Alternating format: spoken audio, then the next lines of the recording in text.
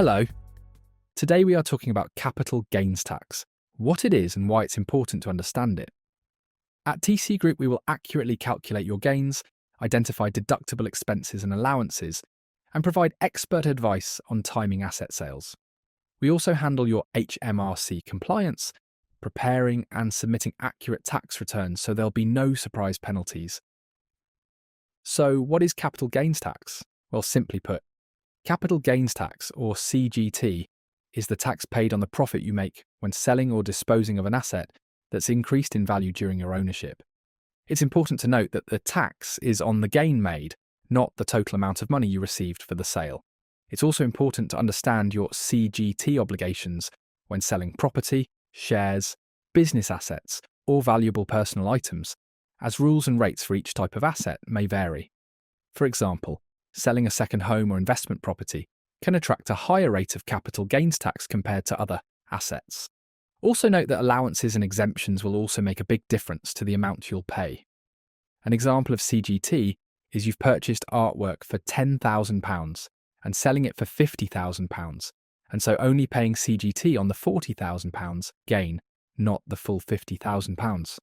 Now, disposing an asset includes selling, gifting it to someone, transferring the asset, exchanging it and receiving compensation for the asset, like an insurance payout.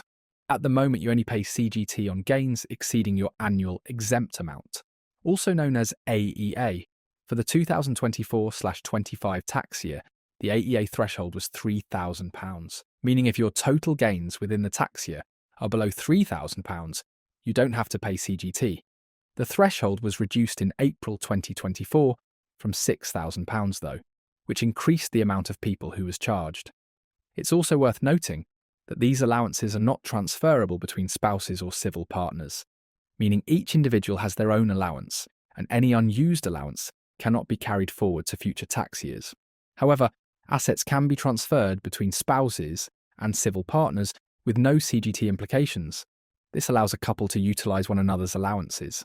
The rate of CGT you'll pay depends on your overall taxable income and the type of asset that's sold. For example, basic rate taxpayers. So if your annual income is under £50,270, you will pay 10% on most gains and 18% on gains from residential property. While with higher rate taxpayers, the rates have increased to 20% on most gains and 24% on gains from residential property. Personal possessions like artwork, jewellery and antiques are subject to capital gains tax if their value exceeds £6,000. Meaning, if you plan to sell a valuable heirloom or an art piece that's appreciated in value, it's important to consider the potential tax implications. But some personal possessions are exempt from CGT, including cars. Almost all cars are exempt from CGT, regardless of their value. Another is wasting assets, items with a useful life of 50 years or less. This is like certain machinery and equipment. These are basically not subject to CGT as long as they are not used for business purposes. You also don't pay CGT when you sell your main home. This is because you're entitled to private residence relief. CGT primarily applies to properties that are second homes, rental properties, and business premises. And then jointly owned properties are taxed only on your share of the gain, so it's important to understand your ownership percentage. What about shares? Shares are usually subject to CGT when sold for a profit. However, shares held in tax-efficient accounts such as individual savings accounts or personal equity plans are exempt. Specific employee share schemes like the Enterprise Management Incentive can also provide certain reliefs. Now, if you own a business, certain business assets are liable for CGT. This includes machinery and intellectual property. This means when selling a business or restructuring, understanding the CGT implications is crucial for effective financial planning. For private residence relief, or PRR, which exempts your primary home from CGT, the property must be your main residence for the entire period of ownership. However, there are specific rules and conditions. These are letting relief, which means if part of the property was let out, you might still qualify for partial relief, and periods of absence, which is when certain periods when you are not living in the home may be exempt, if specific criteria is met. Now, gifts to your spouse or civil partner and gifts to charities are also exempt from capital gains tax. This can be a strategic way to transfer assets without incurring tax liabilities. Also, interest from ISAs, PIEPs, and specific share sales are outside the scope of CGT. And so these are tax-efficient investment vehicles that can help grow your wealth without triggering CGT. Investing in the Enterprise Investment Scheme, also known as EIS, and venture capital trusts, which is known as VCTs, can also provide significant CGT exemptions. These schemes offer attractive tax reliefs, including the potential exemption on gains from investments held for a specified period, making them highly beneficial for investors looking to minimize their CGT liabilities. So you may be thinking, what happens if you incur a loss on the sale of an asset? You can offset this loss against any gains made in the same tax year as the loss, reducing your overall capital gains tax liability. Some things to consider when claiming losses is you must claim the loss in your tax return to offset it against gains and carry forward any unused losses to future tax years, providing flexibility in tax planning.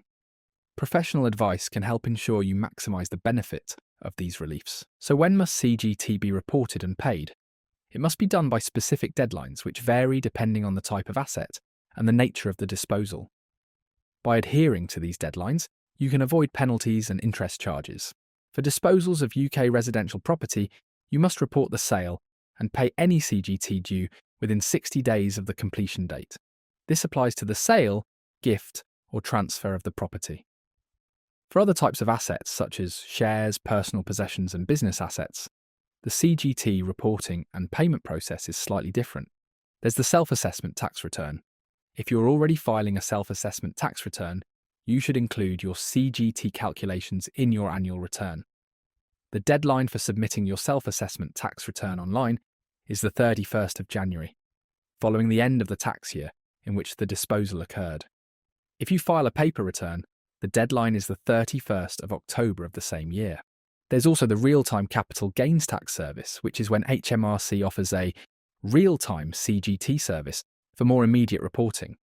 This allows you to report gains and pay any CGT due before the end of the tax year. This is mainly used by individuals that do not usually complete a self-assessment tax return and are not required to do so, and avoids the need to submit one.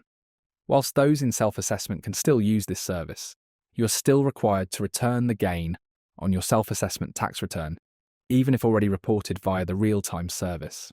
Failing to report and pay CGT on time can result in significant penalties and interest. HMRC imposes these penalties to encourage timely, compliance, and accurate reporting.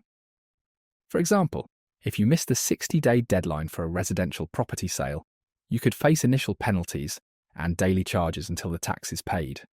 Non-residents disposing of UK property must also comply with reporting requirements, regardless of whether they owe any CGT.